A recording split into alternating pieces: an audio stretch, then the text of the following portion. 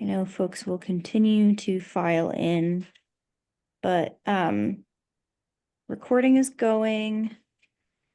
Yeah, and Eric is facilitating today. We have an informal discussion, but if you were on the listserv at all this morning, you saw that there was a couple of suggestions that Dawn and some other folks were chatting about on the thread. So I think we can do announcements and maybe jump into that after. Great. Yeah, I think we could probably just get started. Does anybody, we could just do, as you're doing announcements, or maybe just do a quick round of intros, and I can kick it off. Eric Havel, do climate literacy education programs for teachers and students, professional development programs, but also student and teacher facing just events and activities. And been doing it for about 30 years with colleagues in the Bay Area like Jim Callahan, who's on the call, and worked for Community Resources for Science in Oakland and Berkeley, and then the Chabot Space and Science Center doing similar work. And maybe I'll pass it off to Melissa. Hi, good morning, everyone. My name is Melissa Rummel, and I work at the UCAR Center for Science Education. I'm an education designer, and yeah, we have a lot of resources about our system science, including climate change and weather and things like that. And we do support teachers and do work on grant-funded projects to design curriculum and educational materials like that. And we also have some exhibits at our Mesa Lab Center in Boulder, Colorado, that are all about climate and weather. And we do host school groups there and can host teachers there and things like that as well. Should I pass to Dawn? Sure. So I'm Don Haas. I'm the Director of Teacher Programming at the Paleontological Research Institution and its Museum of the Earth. And I could say things similar to what Melissa just said about the stuff that we offer. You can find some of that here. Oops, wasn't the whole thing. Let me try again and copying the whole URL. Maybe. So we have a museum, the Museum of the Earth, and a nature center, and do programming on climate change and energy education. And you can find a bunch of it there at the site that I just put in. And I will pass it off to Danelle. Thanks, Don. Hello, everyone. I'm Danelle Hogan. I'm based in Tucson, Arizona, and I work for the Water Center for Systems Thinking. And again, we are focused on the habits and visual thinking tools of systems thinking, and not water, which is a system, but we're named after our founders, Jim and Faith Waters, wildly confusing in the desert. We do a lot of work in the education space, but also with business and industry and healthcare and health systems and higher education as well. So we think everyone should become system thinkers. We'll be content if just 10% of the world's population would become system thinkers. We think we would have a significantly better world. And I'll pass it off to Patrick. I think Patrick's going to introduce himself through the chat. Said, then I'll pass it off to Katie. Hi, everyone. Nice to see you all again. I am back from maternity leave. I am Katie Boyd. I am the CLEAN Program Manager, and I work with Gina and Patrick at CEEE, the Center for Education, Engagement, and Evaluation at CERES, one of NOAA's cooperative institutes. And yeah, I'm excited. I've been out for the last couple of months with a new baby in the family, and I'm back from leave. I'm going to be working a little bit more part-time for the next few months here than full-time, but happy to be back in the swing of things, and nice to see you all. Nice to see you. And I'll pass it to Gina. Thanks, Katie. Yeah, good to have Patrick and Katie both here this week on the call today. Yeah, Gina Fiorelli Duranlo. I'm the CLEAN Program Coordinator. I organize these calls. And I work remotely from Vermont, even though I work for CU Boulder. So I'll pass it over to Anne. Hi, everybody. I'm Ann Henderson, and I'm the Director of Education at FAU Pine Jog Environmental Education Center, which is kind of a mouthful. They always say that the more important your title, the less you're responsible for, but I don't know if that was really true. We just had a week-long summer institute of climate education. The kids came and stayed in the dorms, and they at MacArthur, which is one of our FAU campuses. It's kind of like the northernest part. And they stayed there, and it was all things, climate change for the whole week. So it was really a fun institute. We had 22 students that attended, and so we were really happy that we had some really good response from them. And yeah, it was good. So that's about it. So I don't, let's see, who can I pass it to? Who has not been? Cass or Jim? Yeah, Cass has her hand up. Cass hasn't gone, and I haven't gone. Yeah, Jim and Cass. Oh, okay, And it Jim. might be Frank Yeah, coming in. I'll pass it to you. That's for you, Cass? Or? Jim, when did you go? Okay, all right. I just like to not be grabby. James Callahan with climatechangeeducation.org. This is a thing of just, I am so excited to see how rich AGU will be this year. I mean, the 22 posters just in what Gina has attracted and really diverse. I work with young people as well as in the adult side of AGU. We're having 13 different presentations this year among the students. These are action items and climate action and young presenters.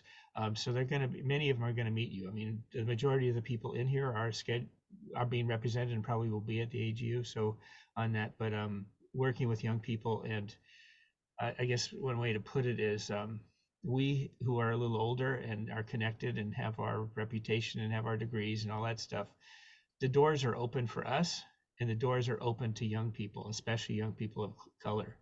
Some of us rectify that and get those doors open and welcome them in, and that's part of what I do. Okay, so how about Cass? Now I'm going to be insistent. It's Cass's turn.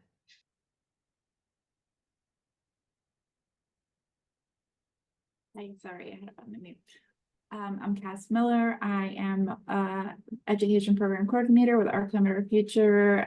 We are here providing educational resources to amazing teachers who will be going back to the classroom. So go teachers. Great. So I think did we get everybody? Oh, we got a new first, is that phone number, somebody new? Yeah, I just admitted them, and I would love if they could unmute so I know who's in the room. Guessing it's Karen. You're right, Karen does usually call it. Let me see if I can ask to unmute here. No, doesn't seem to be working. Okay. Yeah, we can jump in, but yeah, if at some points whoever's on the phone wants to introduce themselves, that would make me feel good to know who's in the room. Great. So for today was an informal call, but Don had suggested a topic around how to navigate sort of, talking about the severity of the climate crisis, but sort of, what the balance is, how we strike a balance with some of the considerations that he shared. So Don, maybe I'll let you further frame. One thing that comes to mind for me, though, that was a connector, maybe not exactly the direction you were going with it, but maybe we can add it, is I think a lot about the level of severity that we introduce to youth at various grade levels. So what do you tell how do you have that conversation with an elementary student versus a middle versus a high school student versus a college student? So we think a lot about that and talk a lot about that in programs that we run, and how to just have that conversation in a real way, but in a way that doesn't shut down folks depending on where they are, with their lives, honestly. And also, each of us, regardless of how old we are, we're in different socio-emotional spaces, right? So we can't say all adults can handle it at the same level, right? So how do we, that was my thought that I thought of when you suggested that, Don, but I'd love it if you want to frame a little more of your thinking too. Yeah, well, it's complex, of course, but it's partly about frustration with curriculum materials and other not extracurricular materials or something like that that don't have the level of urgency that I think is appropriate. And then I suspect that has to do with self-censoring on sort of various levels, one of which is worry about inducing anxiety and depression and worry and all of that in students, and another is sort of worries about political controversy and bringing that into the classroom. So that's kind of where it comes from. And specific, last time I suggested a topic, it was kind of on soft climate denial. And I have since that conversation taken a deeper dive into the New Visions climate change unit, and it has some good stuff in it, but it is not in a place where I would recommend it to teachers to use it, because it doesn't have the urgency that it should, that I feel that it should. And it focuses on, interestingly, focusing on the 97% consensus that humans are causing climate change, but not giving very much attention at all to what they're doing to actually cause climate change. So it kind of connects to all of that. Great. Again, thanks for suggesting. And any initial thoughts coming to mind for folks? Yes, so Eric, one would be recognizing when we're bringing this into this important conversation you brought up, Don, I would think is seeing that if we are bringing in what we've heard, what we see, that we're making sure we're representing each of the major constituencies that we think we should hear from. So there are adults who write climate change. There are teachers who could teach climate change, whether they do or they don't. There are students who are learning about climate change in action and doing things, or they're not, right? Or they're not doing it through school. I mean, I don't know of any students who don't know about global warming and climate change, at least in their mind now. I don't know of any. They hear it somewhere. Most of them are not hearing it at school, but they're hearing it somewhere. So what other people are we bringing in? Anyway, that's a suggestion that we make sure we're not tilting it to one area and forgetting the other ones too. Is that okay?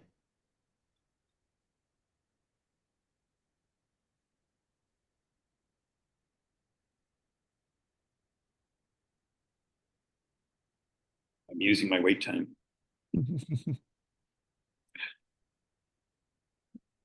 Okay, other thoughts? Danelle? Yeah, I've just been reading The Anxious Generation. I don't know if anyone's read that yet, but it's the connection between social media use and rise of anxiety and depression in youth, and that connection that's very solidly supported with evidence. And I think there's some things to be learned from that, but also, I mean, one of the biggest lessons, no surprise, is just getting kids off of social media and outside. And so I think there still needs to be a focus on that connects them with nature and the urgency. Like, I think that also helps with the anxiety associated with it. And so I recommend the book. I'm still in the middle of it, but I think there's a lot of lessons to be learned. And I think we're starting to see the front edge of school districts, including LA Unified. We'll see how much they back up their own policy, ban cell phones from their districts and schools. And I think that's a good move. But on another note, I just have quickly read this morning the book Willow Dean, which was recommended by a teacher. It's like a great little chapter book. And I think especially for younger students, it's a book like this that, ties together like, stories about keystone species and connections and asking questions and trying to figure things out and come up with solutions that I think open up the door to talk about the urgency of climate change, especially with younger students. And so I think finding connections like those to a book like this are critically important. I mean, and again, also books like these can be used with older students in all kinds of ways as they look for all of the parallels between this book um and what's happening in our world currently. So yeah, Willow Dean, I didn't mention it. Oh, The Anxious Generation is the other book. I'll put that. But yeah, really great book. I don't know if you've read that one, but it's like maybe fourth or fifth grade reading level. But again, the power of using books like this with even older students is really incredible. And so I would not discount that power as well.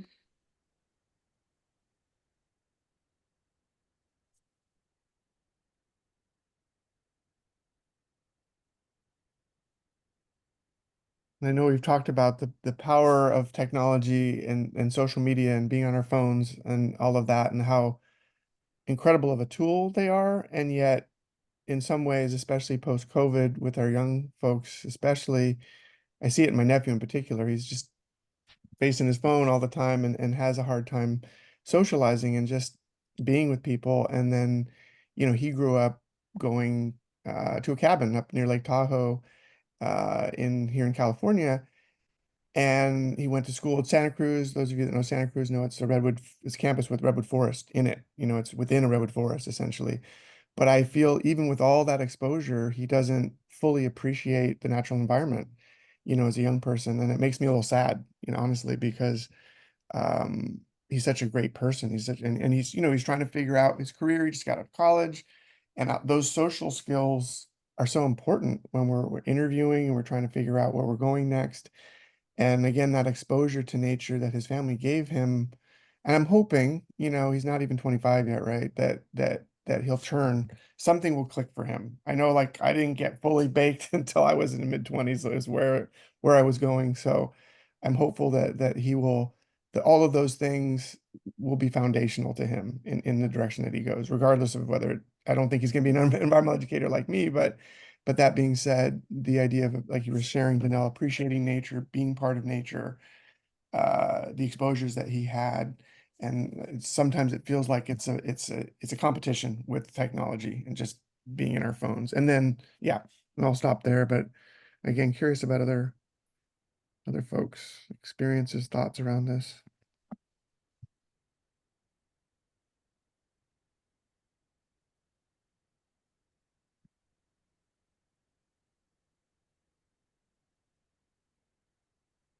And I'd love to hear more about that course. Yeah, it's really a good course. Basically, what we do is try to connect students with nature because of this, this whole disconnect and this isolating factor that they, see. And that, we found in our research that that kids are disconnected from the natural world and they don't get out into nature. So we're trying to kind of like at least start the crumbs. I mean, we don't do it in, in a couple of sessions, but start the crumbs of kids being able to make a connection with nature and then also empathy skills, because some kids don't really have that great of empathy skills. So so that's always an added bonus as well. So yeah, so it's a pretty successful program. We've been doing it for a couple of years. We got a grant through Primetime, which is the local, it's called an ELO, which is an extended learning opportunity, and they fund it. So and this is, I think, our 6th year doing it. So it's been pretty successful. So we enjoy that. I could speak to one example that I think has seen a good balance on nature and for your Don, not how do we tie that in with the urgency of what we're doing, having students do that. For a couple years, the Girl Scouts of America, but specifically in Northern California, have had they call it a convention on climate change. It's a little pretentious, but it's cool. They want the kid, it draws maybe 300 families, right? And it's in the pretty rural part. I mean, the countryside of Marin County. So beautiful trees. It's where they have their summer camp. And there is also all the demonstrations and the labs and the things that are going on. So there was a real a balance of that. And we get pretty serious into the science, we get serious into the action, but it's tying in, and it's very popular with the Girl Scouts. I don't know of, there are not many places that I don't know where it is an ongoing question, and we're seeing it happen of the, but people who are more have power to control things saying, I don't know if we want to do that anymore. I mean, especially if we went back a month, there was a big attitude of like, it's going back to the orange guy, right?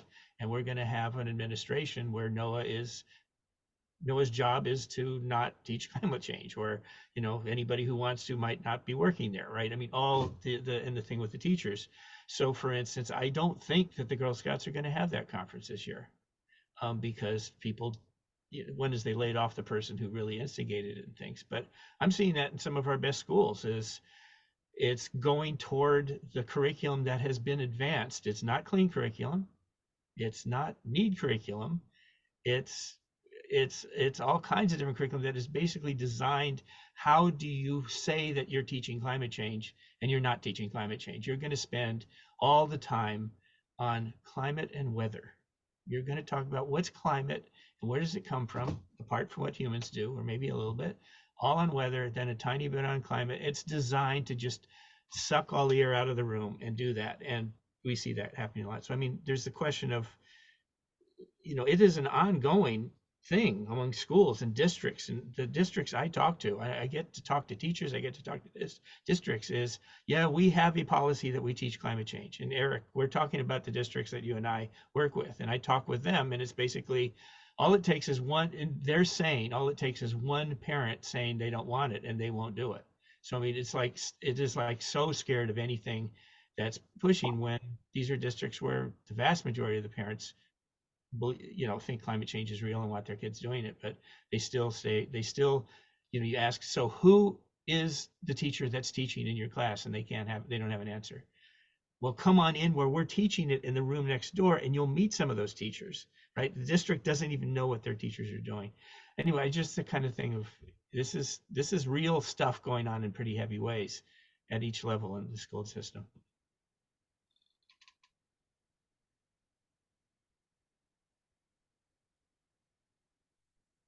Yeah, I feel like with districts, there's so many different types of obstacles. One could be what you said, the naysaying parent. I know in Oakland district, we're working on initiatives. This past spring in April, we held something called the Bay Area Climate Literacy Exchange, and the idea was to center the 3 districts in the Bay Area that have formalized climate resolutions on the books. So that's Fremont Unified, Oakland Unified, and Berkeley Unified. See what they're doing, and what resources they have and what efforts they're taking. And Oakland was actually the first in the state to pass a resolution for a school district, and yet is in a lot of ways the furthest behind. And I think a lot of it with Oakland has to do with resources and coordination. It's a big district, 40,000 kids. And so it's really challenging. So we're trying to follow up on that now and bring an Oakland working group together, specifically with all of the different folks doing this work.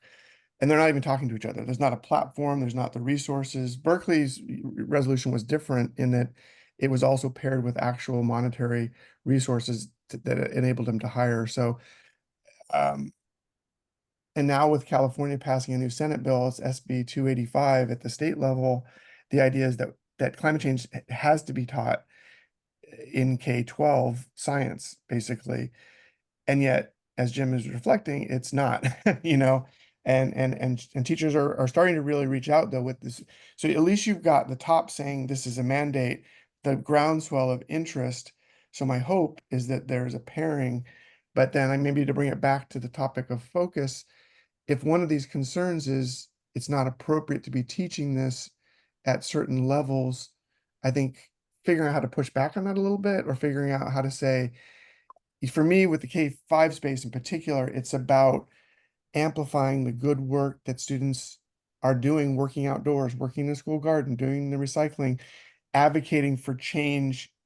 So the next level up, not just recycling personally, but advocating for an actual system at the school that works. Because a lot of times with school districts, they're collecting recyclables and it all ends up in the waste receptacle anyway. So students recognizing this at the system level, at the school level, that they can make change, and just celebrating that. I think, but the younger we go, the more sort of bolstering, supporting the work that they're doing that are climate adjacent, let's say. Understanding weather and climate is critical, right? Without even introducing the concept of climate change, those are foundational in the K-5 space. So really amplifying that, not being afraid to introduce the term climate change, especially because the students hear it all the time and they are anxious and concerned about it, but figuring out again how to level the conversation. And in my mind, students so much are now, and Jim, are calling for solutions first. They want, and the other piece I would add to the conversation is supporting when students have the initiative and the wherewithal to start something like a climate club, us as allies supporting that. Not saying it's in their hands to do all but when you have a student group that's taking initiative, that's really powerful. And for us as adults to get behind that and really support that as an ally, I think is really, really important. That listening stance, right? Stepping back, not having to drive all the time, but also not saying the students have to drive either, because that's the sort of, Also anxiety inducing. right. So your problem to solve, that classic conversation, right? Like, no. I guess to kind of name what I've heard coming up a bit and what I'm really focusing on for climate education is creating a sense of agency for students. Because when it comes to climate mental health, when it comes to working through the coping mechanism of just like focusing on technology or whatever it is, I see really powerful things happening when students feel that they have a sense of agency to do them. And that can take so many different forms at so many different levels, and it's appropriate in every grade. It just looks a little different. But I think it's possible to foster that sense of agency regardless of which terms you use and how advanced students are in the science sense. Even if you're talking about community resilience, it's still a good place to be. So I'd name that as kind of the central focus of where I'm at in this space. Yes, I agree with Patrick very much. Is there a question of when we're talking about all the different things, and I'm for instance contributing to the kind of dismay sometimes of what happens in education and things. That's not what I tend to highlight if I'm talking outside my little circle, like you guys, you all, right? I mean, when I'm going to the public, I'm going to try and play up the best that there is. I'm going to be optimistic. I'm going to have our students do things. And I don't know how the rest of you feel about that, do we highlight not falsely and not only, but the things that are what we want to see happen when it has happened, when what we want to see happen happens, do we push it aside and say, no, that's so rare that it's not, doesn't matter, right? Until it gets to be 1 million schools doing what we want to happen, it doesn't matter. Can we highlight the best things that the students are doing, the best programs that are happening, the best schools? How do people feel about that? What are we choosing to encourage and say, this is what we want to see? Because I know there's a thing we have to talk to. We have to represent the teachers who teach 2 hours a day, 2 hours a year, right? That's real, and that has to do it. But it is not reality that I mean, okay, so maybe if I name this, and this is a very friendly thing, I'm incredibly impressed and love the Climate Generation Summer Institute. Love it. And I love the cohorts, and we were part of it. But one thing I was talking to them about, when they have the teachers fill in the form, and I'm one of them, over how much do you teach climate change? The radio dots are 1 to 2 hours a year, 2 to 10 hours a year, 10 to 20 hours a year, or over 20. That's it? 20? We got schools that are teaching at 400 hours a year. And so I mean, you get what it's like, that's the range. We don't see that there's all this going on. We don't see what Eric has done at Chabot Space and Science Center for 20 years, where that Chabot Space and Science Center was built and is there to teach to the entire school district. It's recognizing that Oakland and many schools are just not in a place to give, at least on the science side, great labs, hands-on, interactive.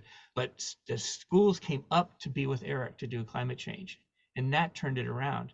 I think that's an example of one of the things that's what we want. That's what we're looking for. Eric, you've done what if we could have 1,000 Erics doing what Eric has done. I wouldn't wish that on anybody, by the way. No, okay. I mean, how much does it take to turn this thing around on the education level? It doesn't mean we have to have 10 million. I think those exemplars, like you're saying, Jim, are really important to the models, right? The models of what works.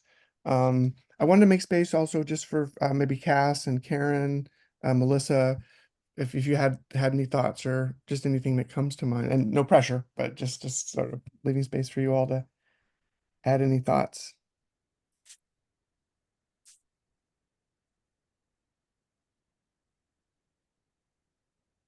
You're muted, Melissa, or at least we're not hearing you. How about now? Can you hear me now? Yeah. Sorry about that. One of my colleagues just returned from a workshop with the climate initiative folks, and apparently they're just about to publish a whole bunch of testimonials, I guess, about just stories of things that teachers and students are doing, climate actions that they've been doing. And so I was just thinking, I'm definitely curious to check those out when that's available at the Climate Initiative website. But just hearing examples of what other people their age are doing, I think can be so empowering. And like, it doesn't have to be some big, huge thing. Like there's a whole different scale of things you can do. It could be making a poster, it could be giving a talk, it could be doing a cleanup, it could be starting an initiative at your school. Like there's so many different levels of ways to engage. And I think, just hearing and really kind of highlighting and like sharing these stories is really helpful, because then it inspires people to have their own ideas, So I think the more that we can just share, like focus teaching around these examples of positive examples, like it's just, it's modeling what we want kids to be doing. We want just our community members to be doing, right? So finding a way to focus on that. And yeah, and maybe just, I guess I've been trying to think about how to take a more inquiry approach about things, like rather than teaching you the facts and like, this is how the climate system works and stuff like that. Like, what's something that you care about? And then in order to care about it, we have to understand how it works, right? So just trying to like really remember, like when you start off with like, it's what all the research has been saying. When you start off with all the facts, it scares people off. They feel hopeless. They feel unempowered. But think about like, what's something we care about, that we connect about, that we're curious about, and then let's understand how it works. And then we can kind of bring in those facts. And so I've been trying to keep that central in like things that I've been planning. So yeah. Two things pulled out, and I'd love to hear other folks' impressions of what you just said, Melissa. Really powerful. Like one, the storytelling piece, right? So the connecting to nature in a visceral way. This is how the redwoods are important to me. This is why I love worm composting, whatever it is. And then the student work and models. Like I've done this workshop at this local high school for the past 4 years with a colleague of mine who teaches AP Environmental Science, and it's called Climate Storytelling. And the first time I did it, basically told my story, and had a video and was able to kind of share that, and was great. But then over time, now we've got this archive, this library of student stories and student examples. And then last year I had the teacher Joe Sen is his name, amazing teacher at Oakland Tech, tell his story. And so we have this online sort of library of video stories, student work. And then we did a workshop this summer with teachers, and now it's not just me as the presenter telling a story, but it's here's student work. And what I really remember from the workshop this summer we did the storytelling workshop with these K-12 teachers from the East Bay, was watching the videos. And I mean, it's a serious topic, but the humor that students embedded in their videos was incredible, and it was a great tool. And I forgot, I watched them and curated and said, these are the two we're going to watch. And then I just to watch the teachers smiling and laughing, and honest, again, on a serious topic, but the irony of, I mean, they're presenting, they're very high level. Student work can be very sophisticated, and it was great because it's not just. The other piece I would share, Melissa, to what you said was, developing leadership skills in teachers, right? So that teachers become facilitators. When we get a really nice learning community like we have here with CLEAN, fostering that leadership, and then it's a teacher sharing with another teacher, and the power of that collegial sharing is huge and goes such a long way. So those two things stood out to me, the storytelling piece and the student work, if you will, as examples of ways to really engage.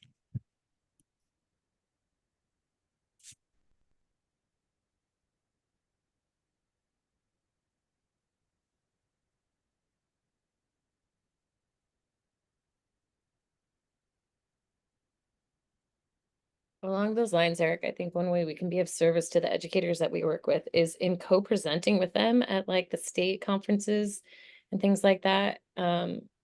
Some of them you can encourage, and I think you can get a sense of like they'll be fine and you can just kind of coach them going in. But it is terrifying for educators to take on that role of teaching their peers. I know this from, more than a decade's worth of work supporting teacher leaders. And there's something in their heads fundamentally different about teaching their peers until they do it a few times. And there are some differences, of course, that are important that we know. But anyway, I think that's another way to support our teachers is in encouraging them to present, but also being willing to co-present with them, because those first few times can be really terrifying. And it's worth other teachers hearing it directly from them though, right? Because they definitely carry more weight than those of us that have been out of the classroom for a bit longer. Mm-hmm.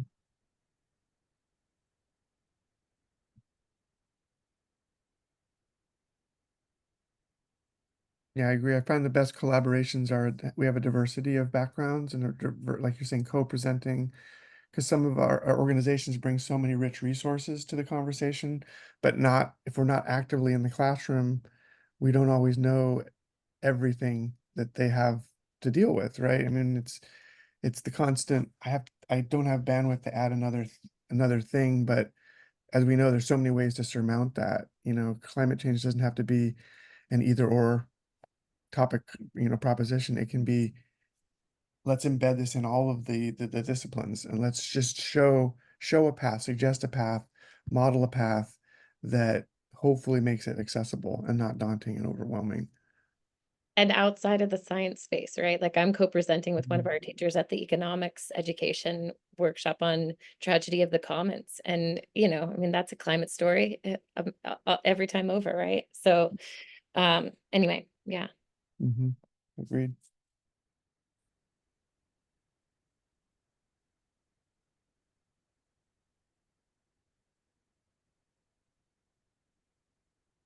Other thoughts, or Don, any other pieces of this kind of conversation you were hoping to uplift? And Yeah, well, another thing that I think about a lot is the scariness of climate change and recognizing the value of strategically scaring people.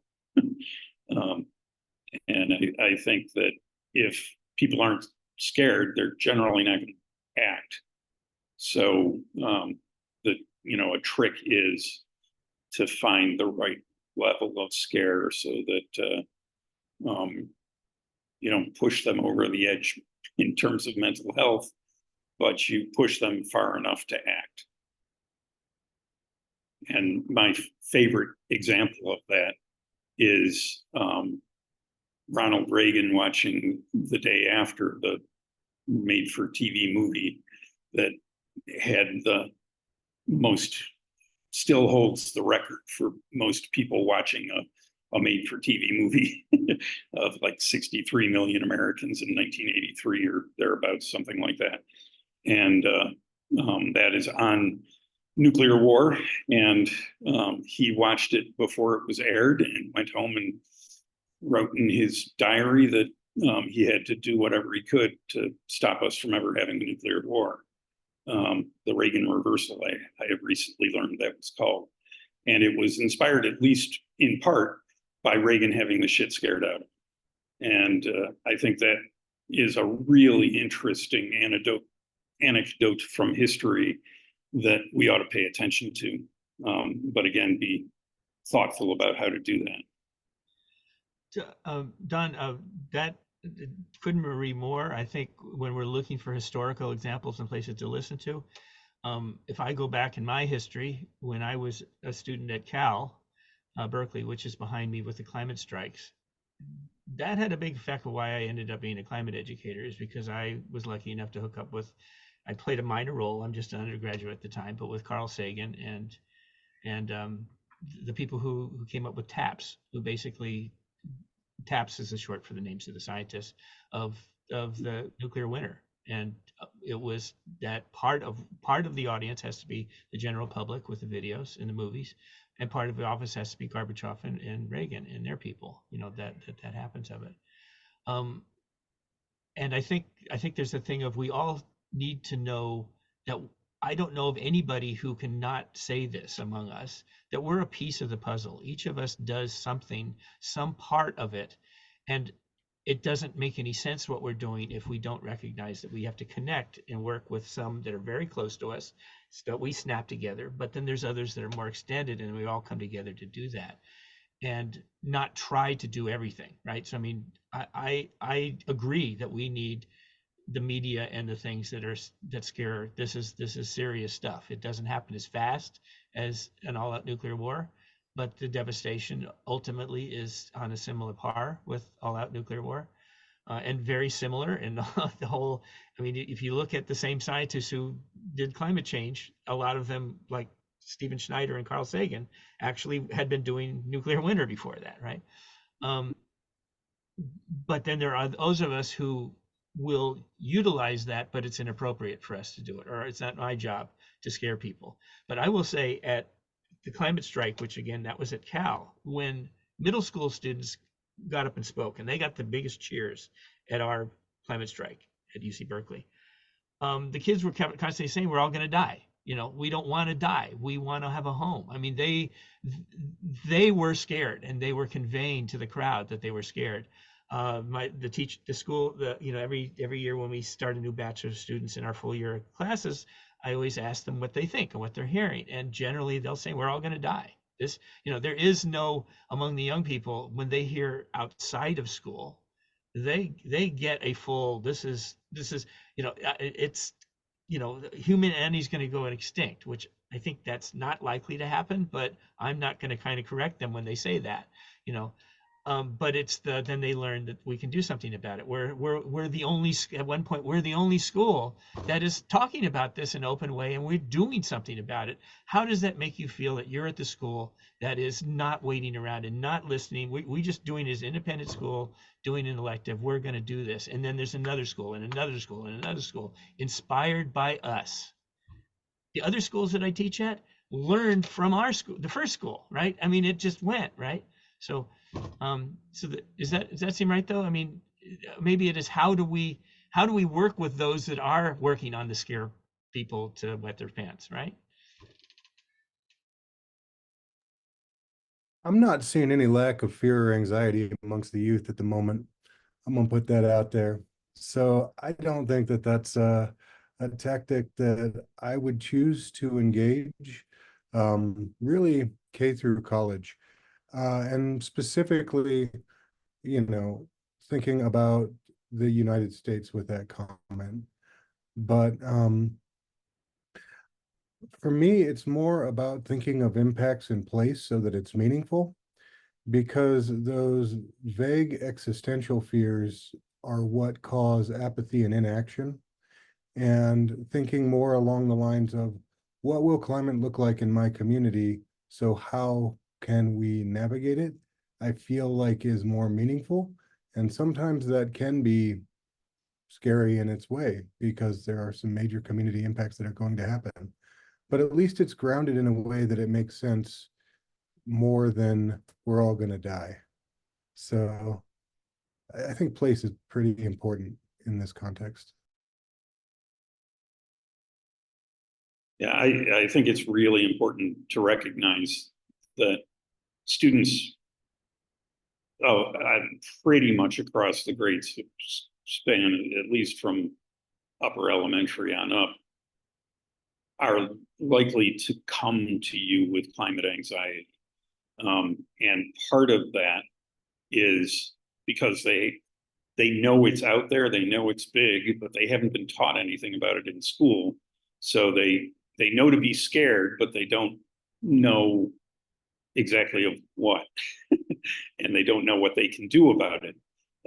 So I think, recognizing that failure to teach about climate change, I think, is more likely to induce anxiety than teaching about it.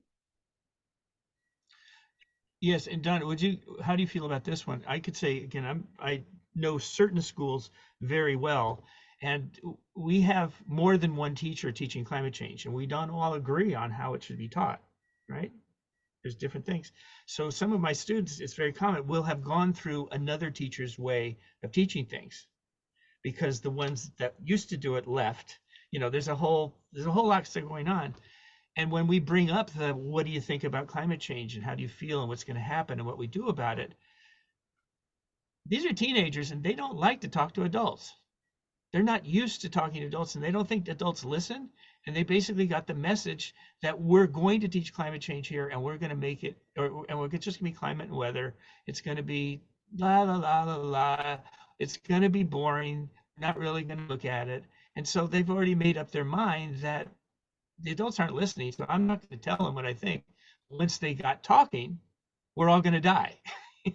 And you get into, and maybe one thing, if it's a positive one on that, is how much are we allowing the students to be peer educators? The students who have learned from us, learned well, to be able to talk to the teacher, to teach the other students, because adults don't like to face this, but young people learn from young people many times more than they do from old people. I'm sorry, it's just the case. The kids are learning, they're talking, they're getting their information from friends and things like that. And we treat it like we don't care about that instead of utilizing that. Our students who learn about climate change, you know what really gets the high school students at the school I'm at into wanting about climate change is that they know that when they learn it, we are setting up the opportunity that they will teach as high school students in the elementary and middle school students. And one thing is, I don't want to generalize, and there's a whole thing of ethnicity and color and everything, but people in the African American community are certainly, as much as any other ethnic or group, have the feeling that we look out for our own community. I want to teach my little brother. I want to teach my little sister, the literal little brother and little sister, but also the community use of that term. I love the idea that I can take and help the kids in my school. And when I'll get a picture up here in a second, when you see how much the young kids light up and the high school students are now excited about science, you put them together as educators. And I think, frankly, most of our colleagues have no interest in helping that to happen. And I think that's a shame.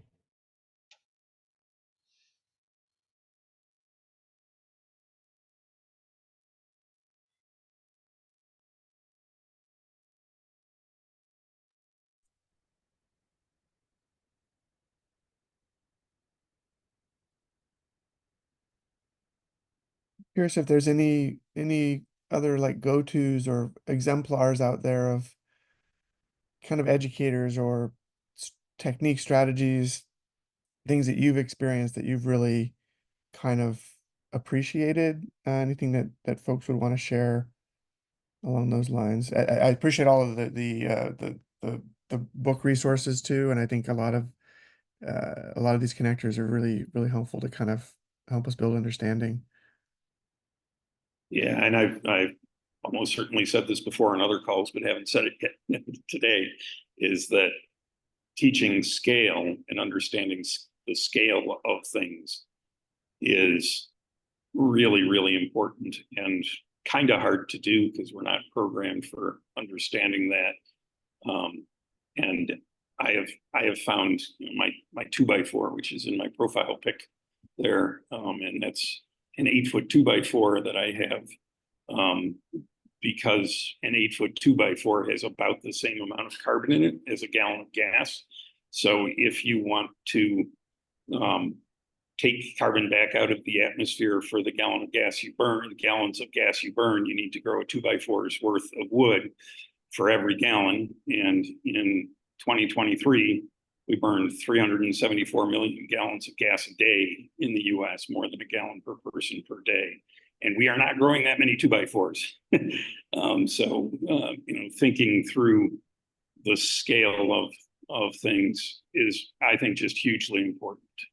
And I don't know if we bring enough attention to that. One of the things I was reflecting on along those lines, Don, was I appreciate Project Drawdown as an example of a group that's kind of trying to really quantify by sector the kinds of change at what scale and magnitude we need to take within the various sectors to get us where we need to be. So the idea of anchoring in data, anchoring in the metrics to then help inform the path that we would get on. It's kind of like the Sokolov, the wedge, those of you familiar with the wedge idea years ago, and the remove this many gigatons of carbon 50 years out and we get to where we need to be. And that it doesn't prescribe that we have to go this one way. It's just suggesting that these are areas that we can work on, and you can do two of these, take 2 times the approach over here if it's not realistic to, let's say, electrify the grid as quickly as we want, or you know what I'm saying? But just the idea of getting to the real metrics, and I think this kind of loops back to our original thing, which is the real story, right? We don't want to sugarcoat it. We don't want to be Pollyannas and say this isn't happening, but this is also real data and real resources, and there really is a solution, you know, to the problem. But this is what it looks like, right? This is kind of what the numbers are telling us.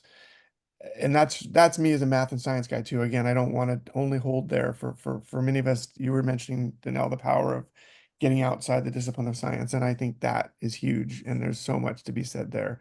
The scientists can bang us over the head so many times with what's coming and what's happening, to the point that you feel powerless, right? Like, it's just, you know, everything's baked in the system. It's going to get warmer.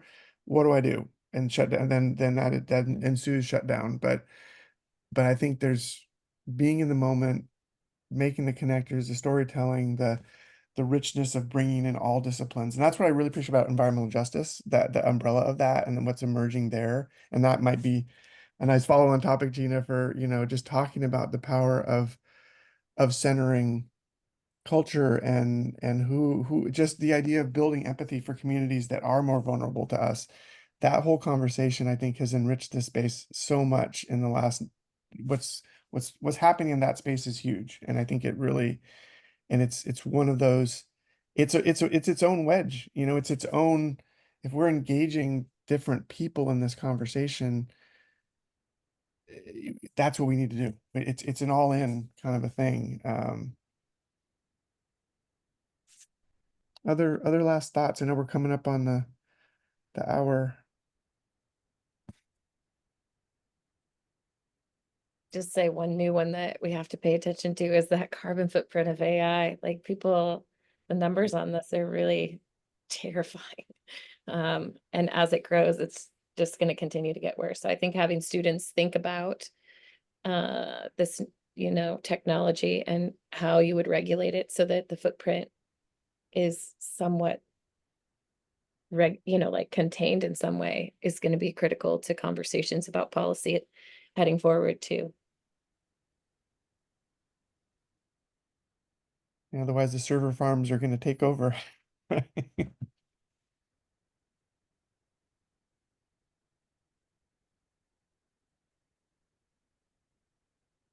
I'll say a quick one since the school that I will most refer to is 92% African American, 7% Latino, Barrett High School.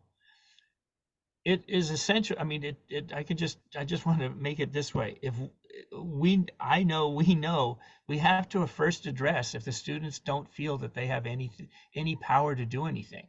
They can't be, because they're Black.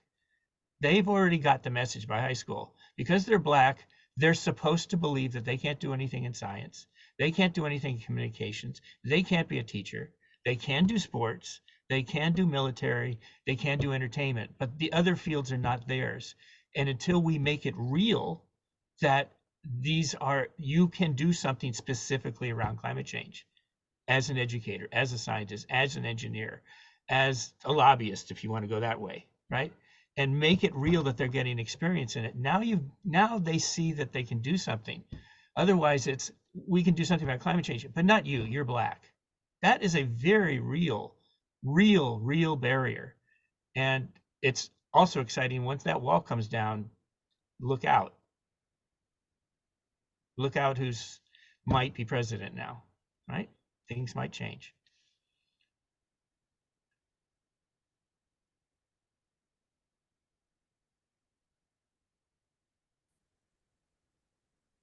Other closing thoughts. Thanks again, Don, for suggesting this topic. I Yeah, think, good discussion. yeah. And it's great to see many of you. My team meeting now is on Tuesdays at 10 o'clock California time. So that's why I haven't been present, but I really appreciate seeing many of you and meeting some of you for the first time. I think maybe Danelle and Ann in particular. So thanks for being part of a rich conversation, and really appreciate everyone's resources that were shared. Thanks for facilitating, Eric. For sure, Gina. Thanks. Thanks. Thanks all. See you next time.